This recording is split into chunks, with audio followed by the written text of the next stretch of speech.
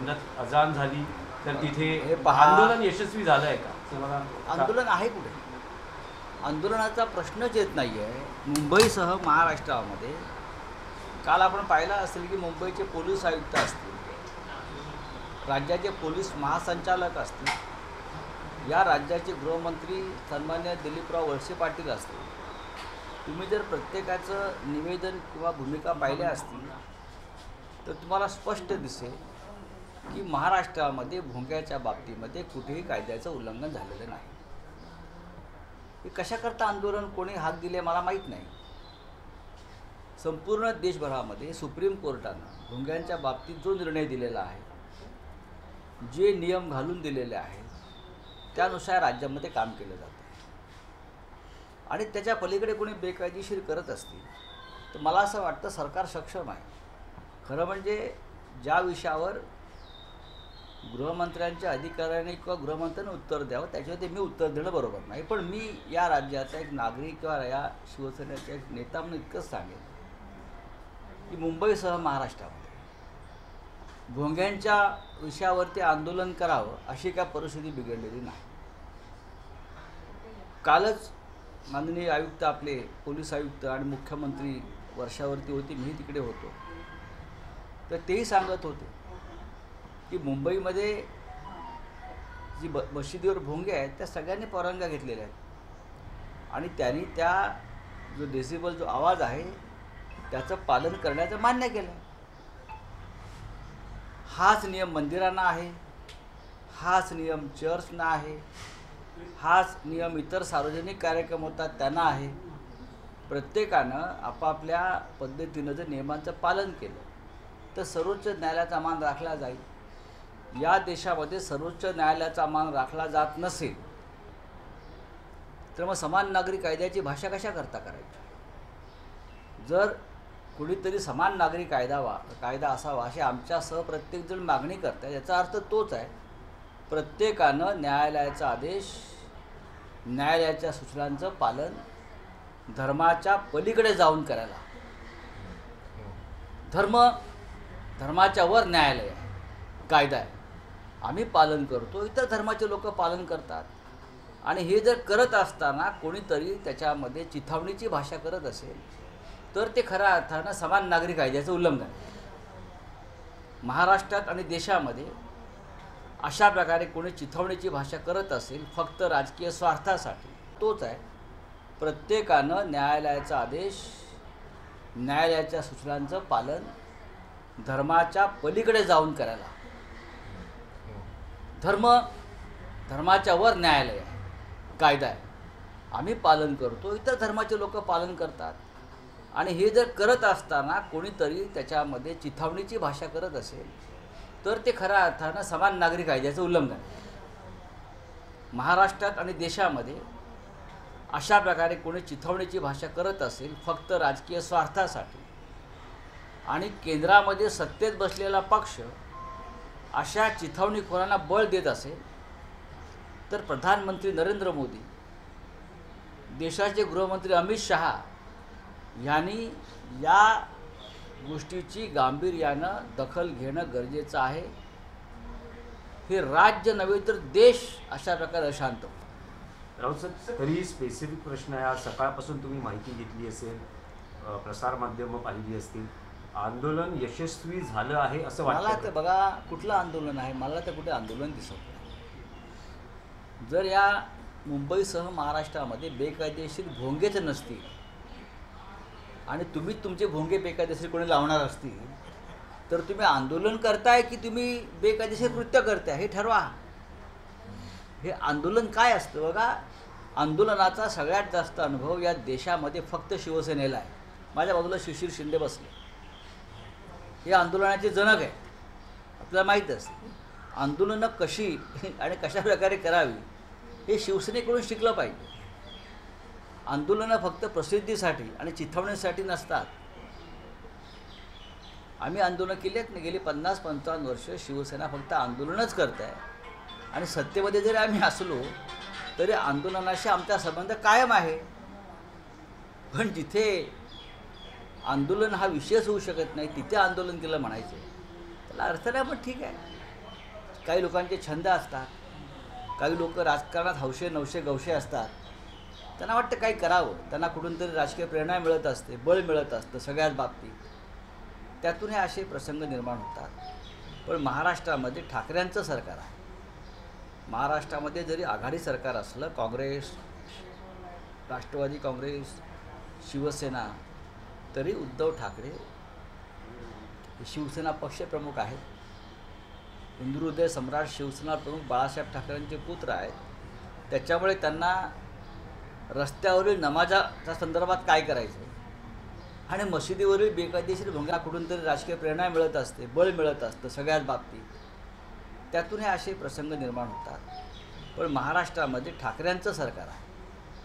महाराष्ट्रामध्ये जरी आघाडी सरकार असलं, काँग्रेस, राष्ट्रवादी काँग्रेस, शिवसेना, तरी उद्धव ठाकरे हे शिवसेना पक्षप्रमुख आहेत. हिंदुहृदय सम्राट शिवसेना प्रमुख बाळासाहेब ठाकरेंचे पुत्र आहेत. त्याच्यामुळे त्यांना रस्त्यावरील नमाजाच्या संदर्भात काय करायचं आणि मशिदीवरील बेकायदेशीर भोंग्याबाबत कोणता निर्णय घ्यायचा याचे सल्ले दुसऱ्यांकडून घ्यायची गरज नाही. सर, आजच सर, राज त्यामुळे ठाकरे ठाकरे यांनी एक ट्विट केलेलं आहे. व्हिडिओ त्या ट्विट केला आहे. ट्विटमध्ये त्यामध्ये बाळासाहेब ठाकरेंचा एक खूप जुना व्हिडिओ बघा, त्यांनी बाळासाहेब ट्विट केलेला आहे. ठाकरेंचे जुने काय प्राचीन ट्विट जरी टाकले तरी त्याने आम्हाला कोणी बाळासाहेबांविषयी सांगण्याची गरज नाही. खरं म्हणजे त्यांनी पुन्हा पुन्हा बाळासाहेब तपासायला पाहिजे. इतिहास जो आहे शिवसेनेचा, शिवसेना प्रमुखांच्या विचारांचा, भूमिकांचा, हा आमच्यासारख्यांना कोणी सांगण्या इतकं आम्ही अजून काय म्हणतात त्याला खाली घसरलेलं नाही. आजही आमचा श्वास हा बाळासाहेबांच्या विचारानंच चालतो. हा आमचा श्वास जो आहे हा बाळासाहेबांच्या विचारानंच चालतो. आम्हाला काय सांगते, बाळासाहेबांनी भोंग्यांच्या बाबतीमध्ये जरूर एक भूमिका घेतली. बाळासाहेबांनी रस्त्यावरील नमाजाच्या बाबतीमध्ये जरूर भूमिका घेतली आहे. पण बाळासाहेबांनी रस्त्यावरची नमाज बंद केली, त्याच्यावरती तोडगा दिला आणि त्यावर ते बंद केले सत्ता आल्यावर. मशिदीवरील बेकायदेशीर भोंगे उतरव आहे बाळासाहेब सांगत होते. त्यानुसार मशिदीवरील बेकायदेशीर भोंगे आज बंद झालेले आहेत.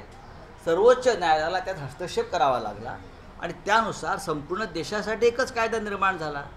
हा इतिहास जर कोणाला माहीत नसेल तर त्यांनी पुन्हा एकदा बाळासाहेब समजून घ्यावेत, बाळासाहेब वाचावेत आणि या संदर्भातल्या वेगळ्या बाळासाहेबांच्या भाषणाच्या कॅसेट्स आम्ही त्यांच्याकडे पाठवून देऊ. राऊतसाहेब, तुम्ही ठाकरे सरकार उल्लेख केला की महाराष्ट्रात महाविकास आघाडीचं असलं तरी ठाकरे सरकार आहे. तर काल राज ठाकरेंनी त्यांच्या निवेदनात मुख्यमंत्र्यांना एक आवाहन केलं आहे बघा की माननीय मुख्यमंत्र्यांना प्रत्येकजण आवाहन करत असतो, कारण ते राज्याचे मुख्यमंत्री. आता आम्ही जरी विरोधी पक्षाचे इकडे सरकार चालवत असलो तरी आम्ही आवाहन प्रधानमंत्र्यांनाच करतो. काय तुमचं म्हणणं आहे? नाही राऊतसाहेब, ते आवाहन तर ऐकून घ्या. त्यांनी असं म्हटलंय की कैलासवासी हिंदुहृदय सम्राट शिवसेना प्रमुख श्री बाळासाहेब ठाकरे यांनी कित्येक वर्षापूर्वी सर्व भोंगे बंद झालेच पाहिजेत हे सांगितलेलं. तर काल राज ठाकरेंनी त्यांच्या निवेदनात मुख्यमंत्र्यांना एक आवाहन केलं आहे बघा की माननीय मुख्यमंत्र्यांना प्रत्येकजण आवाहन करत असतो, कारण ते राज्याचे मुख्यमंत्री. आता आम्ही जरी विरोधी पक्षाचे इकडे सरकार चालवत असलो तरी आम्ही आवाहन प्रधानमंत्र्यांनाच करतो. काय तुमचं म्हणणं आहे? नाही राऊतसाहेब, ते आवाहन तर ऐकून घ्या. त्यांनी असं म्हटलंय की कैलासवासी हिंदुहृदय सम्राट शिवसेना प्रमुख श्री बाळासाहेब ठाकरे यांनी कित्येक वर्षापूर्वी सर्व भोंगे बंद झालेच पाहिजेत हे सांगितलेलं.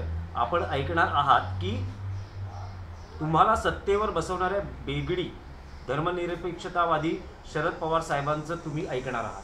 हे हा मुद्दा त्यांनी उपस्थित केला. अत्यंत बकवास विधान आहे. त्या विधानाचा अर्थ कोणाला कळतोय का? सर्व भोंगे बंद झाले पाहिजे याचा अर्थ काय? आमच्या मंदिरावरती स्पीकर लावतो आम्ही, आमच्या भजन कीर्तनाला आम्ही रात्रभर आमचे भजन कीर्तनं सुरू असतात गावागावामध्ये, ग्रामीण भागामध्ये, बंद करायचे का? जरा डोकं ठिकाणावर ठेवून याविषयी वक्तव्य केलं तर महाराष्ट्रावर उपकार होतील. सर्व भोंगे बंद कराल का बाळासाहेब कधीच बोललेले नाहीत. या महाराष्ट्रात देशामध्ये सर्व धर्मियांचे काही ना काही कार्यक्रम सुरू असतात. आमच्या रामकथा सुरू असतात, आमचे रात्रीचे गरबे सुरू असतात, आमचे गणेशोत्सव सुरू असतात, आमचे इतर धार्मिक कार्यक्रम सुरू असतात. हे हिंदूंचे कार्यक्रम आहेत, ते एका धर्माचे कार्यक्रम नाहीत. तुम्हाला ते बंद करायचे आहेत का? तुम्ही आधी तुमचे जे मास्तर आहेत त्या मास्तरांची डिग्री समजून घ्या, जे तुम्हाला हिंदुत्वाचे धडे देत आहेत. त्या मास्तरांची डिग्री बोगस आहे का? तुम्हाला हिंदुत्वाचे धडे देणाऱ्या मास्तरांची डिग्री बोगस आहे का ते समजून घ्या. ते तुम्हाला चुकीचे धडे देत आहेत हिंदुत्वाचे. शिवसेनेला कोणीही हिंदुत्व शिकवू नये.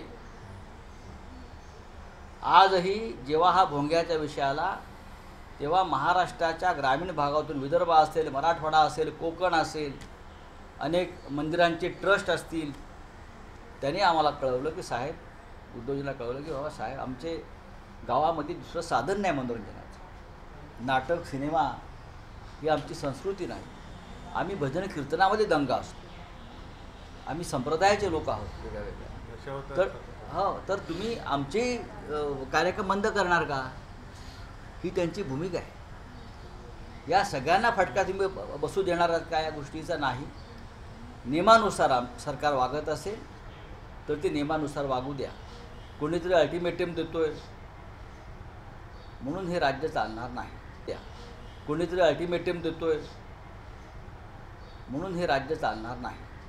राऊत साहेब साहेब बऱ्याच ठिकाणी बिना भोंग्याचे अजान आज पडलं गेलं. कुठेतरी या बाबतीत कसं पाहून राऊत साहेब, MIMचे खासदार इम्तियाज जलील यांचं असं म्हणणं आहे की राज ठाकरेंवर राज्य सरकारने कारवाई जी केली आहे ती सौम्य आहे. त्यांच्यावर लावलेली कलमही सौम्य आहे. खरं तर राज ठाकरेंनी जी भाषणात विधानं केली ती धार्मिक किंवा जातीय तेढ निर्माण करणारी आहेत. त्यांच्यावर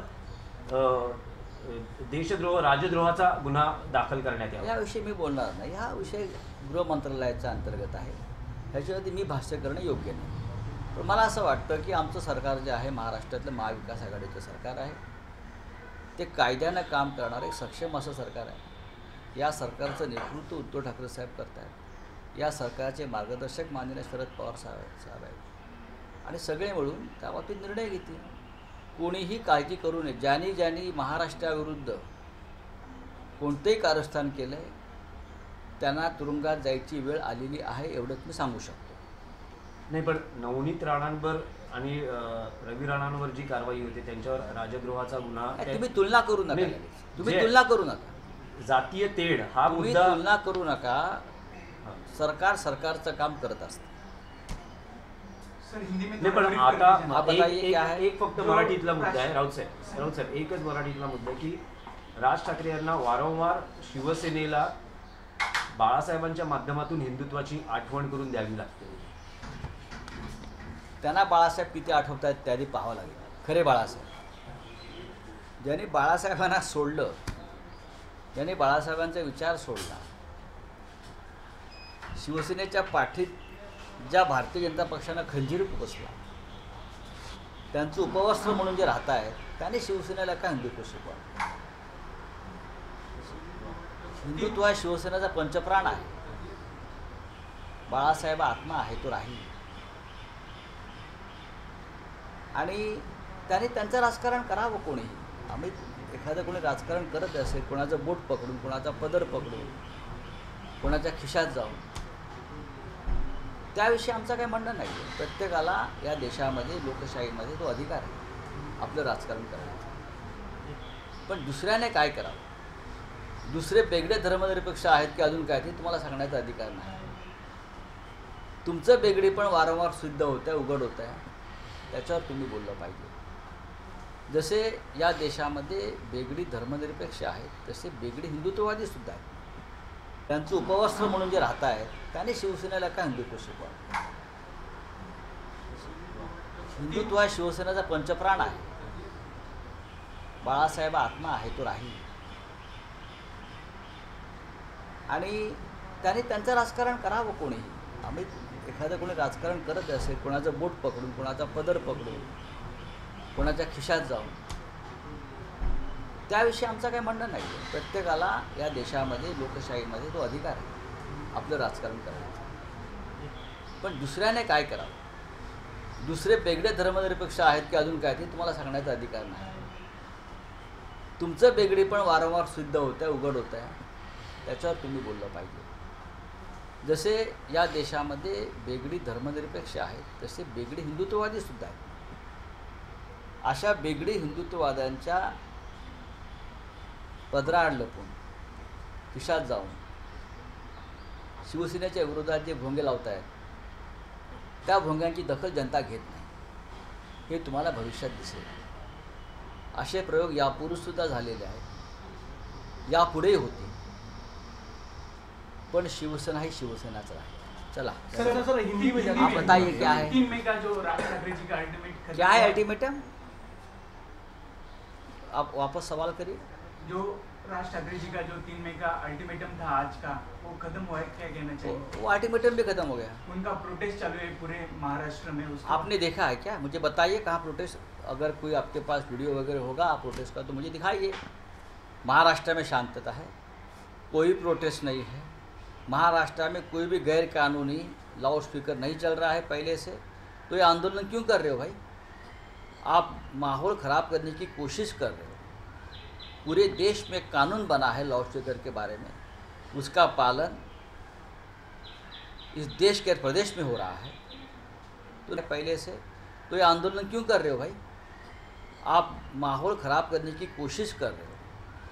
पूरे देश में कानून बना है लाउड स्पीकर के बारे में, उसका पालन इस देश के प्रदेश में हो रहा है. तो नई बात क्या है उसमें?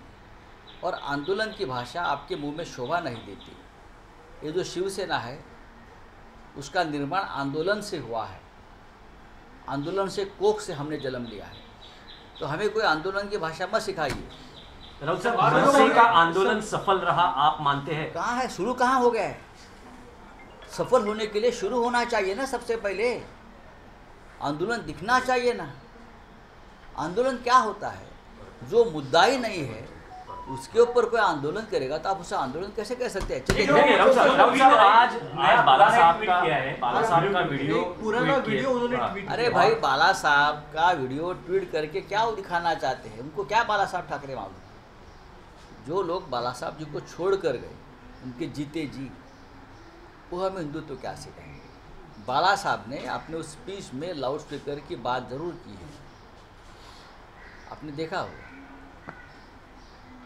लेकिन बाला साहब के रहते हुए ही मुंबई और महाराष्ट्र में लाउड स्पीकर का मुद्दा खत्म हुआ था. लेकिन लगातार राज ठाकरे जी को, शिवसेना को हिंदुत्व की याद दे रहे हैं वो. देखिए, और उनके शिवसेना प्रमुख बाला उसने- साहब ठाकरे का उसने हर बार जिक्र हो रहा है. उसने जिस स्कूल में हिंदुत्व की शिक्षा पढ़ाई शुरू की है ना, वो स्कूल मास्टर की डिग्री फर्जी है.